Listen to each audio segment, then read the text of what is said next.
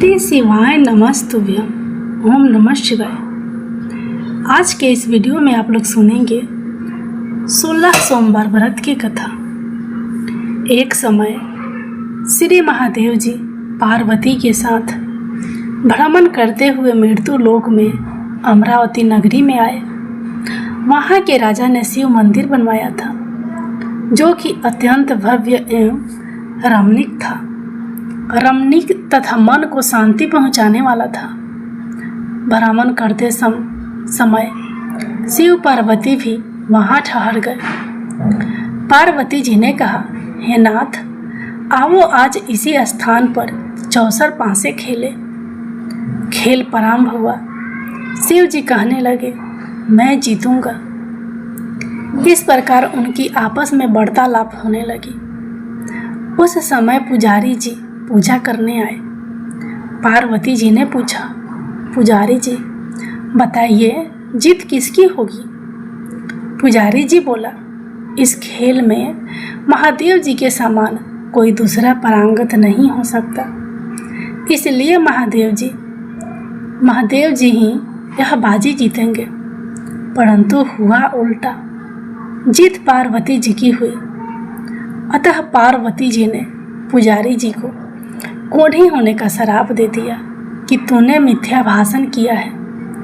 अब तो पुजारी जी कोढ़ी हो गया। शिव पार्वती जी दोनों वापस चले गए। कुछ समय पश्चात अप्सराएं पूजा करने आई। अप्सराओं ने पुजारी के उसके कोढ़ी होने का कारण पूछा। पुजारी ने सब बातें बता दी। अप्सराएं कहने लगी, पुजारी जी आप 16 सोमवार का व्रत करें तो शिव जी प्रसन्न होकर आपका संकट दूर करेंगे। पुजारी जी ने अप्सराओं से व्रत की विधि पूछी। अप्सराओं ने व्रत करने और व्रत के उद्यापन करने की संपूर्ण विधि बता दी। पुजारी ने विधि पूर्वक श्रद्धा भाव से व्रत प्रारंभ किया और अंत में व्रत का उद्यापन भी किया। व्रत के प्रभाव से पुजारी जी रोग मुक्त हो गए। कुछ दिनों बाद शंकर पार्वती जी पुनः उस मंदिर में आए तो पुजारी जी को रोग मुक्त देखकर पार्वती जी ने पूछा, मेरे दिए हुए श्राप से मुक्ति पाने का तुमने कौन सा उपाय किया? पुजारी जी ने कहा, हे माता, अप्सराओं द्वारा बताए गए 16 सोमवार के व्रत करने से मेरा यह कष्ट दूर हुआ है। पार्वती जी ने भी 16 सोमवार का व्रत किया, जिससे उनसे रूठे हुए कार्तिकेय जी भी अपनी माता से प्रसन्न होकर आज्ञाकारी हुए। कार्तिकेय जी ने पूछा, हे माता, क्या कारण है कि मेरा मन सदा आपके चरणों में लगा रहता है?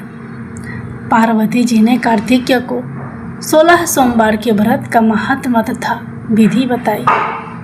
तब कार्तिकेय जी ने भी इस व्रत को किया तो उनका बिछड़ा हुआ मित्र मिल गया। अब मित्र ने भी इस व्रत को अपने विवाह होने की इच्छा से किया। फलतः वह विदेश गया। वहाँ के राजा की कन्या का स्वयंवर था। राजा ने प्रण किया था कि हथनी जिस व्यक्ति के गले में वरमाला डाल देगी उसी के साथ राजकुमारी का विवाह करूंगा। यह ब्राह्मण मित्र भी स्वयंवर देखने की इच्छा से वहां एक ओर जाकर बैठ गया। हथनी ने इसी ब्राह्मण मित्र को माला पहनाई तो राजा ने बड़ी धूमधाम से अपनी राजकुमारी का विवाह उसके साथ कर दिया। तत्पश्चात दोनों सुखपूर्वक रहने लगे। एक दिन राजकन्या ने पूछा, हे नाथ, आपने कौन सा पुण्य किया जिससे हथनी ने आपके गले में वरमाला पहनाई? ब्राह्मण पति ने कहा, मैंने कार्तिकेय जी द्वारा बताए अनुसार 16 सोमवार का व्रत पूर्ण विधि विधान सहित श्रद्धा भक्ति से किया, जिसके फल के कारण मुझे तुम्हारे जैसी सौभाग्यशाली पत्नी मिली। अब तो राजकन्या ने भी सत्य पुत्र प्राप्ति के लिए व्रत किया और सर्वगुण संपन्न पुत्र प्राप्त किया। बड़े होकर पुत्र ने भी राज्य प्राप्ति की कामना से 16 सोमवार का व्रत किया। राजा के देवलोक होने पर इसी ब्राह्मण कुमार को राजगद्दी मिली। फिर भी वह इस व्रत को करता रहा। एक दिन उसने अपनी पत्नी से पूजा सामग्री शिवालय ले चलने को कहा, परंतु उसने पूजा सामग्री अपनी दासियों द्वारा भिजवा दी। जब राजा ने पूजन समाप्त किया तो आकाशवाणी हुई कि हे राजा, तुम इस पत्नी को त्याग दो, नहीं तो राजपाट से हाथ धोना पड़ेगा। प्रभु की आज्ञा मानकर उसने अपनी पत्नी को महल से निकाल दिया। तब वह अपने भाग्य को कोसती हुई एक बुढ़िया के पास गई और अपना दुखड़ा सुनाया तथा बुढ़िया को बताया, मैं पूजन सामग्री राजा के कहे अनुसार शिवालय में नहीं ले गई और राजा ने मुझे निकाल दिया। बुढ़िया ने कहा, तुझे मेरा काम करना पड़ेगा। उसने स्वीकार कर लिया। तब बुढ़िया ने सूत की गठरी उसके सिर पर रखी और बाजार भेज दिया। रास्ते में आंधी आई तो सिर पर रखी गठरी उड़ गई। बुढ़िया ने डांट कर उसे भगा दिया। अब रानी बुढ़िया के यहाँ से चलते चलते एक आश्रम में पहुंची। गोसाई जी उसे देखते ही समझ गए कि यह उच्च घराने की अबला विपत्ति की मारी है। वे उसे धैर्य बांधते हुए बोले, बेटी, तू मेरे आश्रम में रह, किसी प्रकार की चिंता मत कर। रानी आश्रम में रहने लगी, परंतु जिस वस्तु को वह हाथ लगाती वह वस्तु खराब हो जाती। यह देखकर गोसाई जी ने पूछा, बेटी, किस देव की अपराध से ऐसा होता है?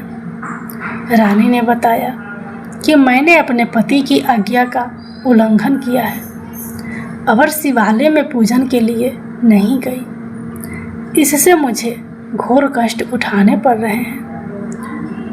गोसाई जी ने शिव जी से उसके कुशल क्षेम के लिए प्रार्थना की और कहा, बेटी, तुम 16 सोमवार का व्रत विधि के अनुसार करो।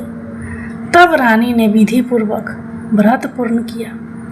व्रत के प्रभाव से राजा को रानी की याद आई और दूतों को उसकी खोज में भेजा। आश्रम में रानी को देख दूतों ने राजा को बताया। तब राजा ने वहां जाकर गोसाई जी से कहा, महाराज, यह मेरी पत्नी है, मैंने इसका परित्याग कर दिया था। कृपया इसे मेरे साथ जाने की आज्ञा दे। शिव जी की कृपा से प्रति वर्ष 16 सोमवार का व्रत करते हुए वे आनंद से रहने लगे और अंत में शिवलोक को प्राप्त हुए। जय भोलेनाथ, जय माता पार्वती। अब आप लोग सुनिए भगवान शिव और माता पार्वती की अगली कथा। माता पार्वती ने 108 जन्मों की घोर तपस्या के बाद भगवान शिव को पति के रूप में पाया था। माँ पार्वती का भगवान शिव के प्रति अगाध प्रेम था। एक आदर्श पत्नी की तरह माँ पार्वती भगवान शिव की सभी बातों का पालन करती थी और जब भगवान शिव कुछ बोला करते थे तो उसको पूरे ध्यान से सुनती थी। एक बार भगवान शिव माँ पार्वती को ब्रह्म ज्ञान देने के लिए सृष्टि की कथा सुना रहे थे।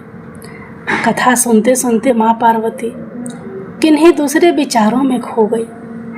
जैसे ही भगवान शिव को इस बात का एहसास हुआ कि माँ पार्वती उनकी बातों पर ध्यान नहीं दे रही है, तब उन्होंने माँ पार्वती से पूछा कि क्या आप मेरे द्वारा सुनाई जा रही कथा को सुन रही हैं? लेकिन माँ पार्वती कहीं और खोई हुई थी, इसलिए उन्होंने भगवान शिव के सवाल का कोई उत्तर नहीं दिया। कुछ समय बाद जब माँ पार्वती का अपने विचारों से ध्यान भंग हुआ और वे अपनी दुनिया में वापस लौटी, तब भगवान शिव ने क्रोधित होते हुए माँ पार्वती से कहा कि आपने ब्रह्म ज्ञान का अनादर किया है। जब किसी से शिक्षा या ज्ञान लिया जाता है तब ध्यान भंग नहीं होना चाहिए, और अगर ऐसा होता है तो ये दंडनीय है। इसके बाद भगवान शिव ने दंडवत स्वरूप माँ पार्वती को श्राप दिया कि अब आपका जन्म किसी मछुआरे परिवार में होगा। माँ पार्वती को अपनी गलती का एहसास हुआ, पर तब तक काफ़ी देर हो चुकी थी और भगवान शिव उनको श्राप दे चुके थे। अब दुख में डूबी हुई माँ पार्वती मछुआरों के एक गांव में पहुंची। इस गांव के मुखिया की कोई संतान नहीं थी। एक दिन वो मछली पकड़ने के लिए तालाब जा रहा था। तब उसको रास्ते में एक पेड़ के नीचे एक कन्या बैठी हुई मिली, जो कि वास्तव में कन्या के रूप में माँ पार्वती थी। वह नन्ही कन्या पूरी तरह से वहाँ अकेली थी, उसके साथ कोई भी नहीं था। तब मछुआरे ने इस घटना को प्रभु की कृपा समझा और उस नन्ही कन्या को अपने साथ अपने घर ले आया। माँ पार्वती उसी घर में कन्या के रूप में रहने लगी। इस तरह माँ पार्वती को अपना एक जन्म भगवान शिव के श्राप के कारण मछुआरे के घर में काटना पड़ा। जय भोलेनाथ, जय माता पार्वती।